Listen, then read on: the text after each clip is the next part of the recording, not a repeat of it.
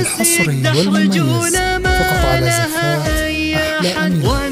للطلب أو الاستفسار تواصل على 055 43 براس الإرادة فهد شهادته في يده للعزم شاهد عاين متخرج فيها وصاف الكرم لا تعد من دورة عسكرية جد فيها وكان مضرب مثل في انضباط والاجتهاد حصد. هذا فهد ما خسر من قبل يترهن مقدام وقت الشدايد دوم باسها شد واخلاقه الطيبه فيها يحر الباين راعي المبادئ لغيره في المواقف ساند يفخر به اخوانه الوافين في كل آن رجال كل بوقفته شبيه الاسد. هذا مشاري سليل العز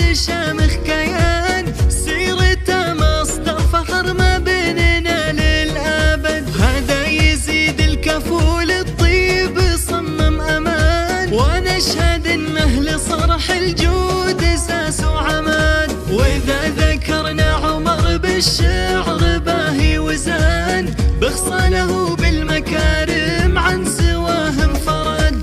وهيثم اللي بجوف قلوبنا له مكان يفخر ويشمخ براسه لا ذكرنا فهد.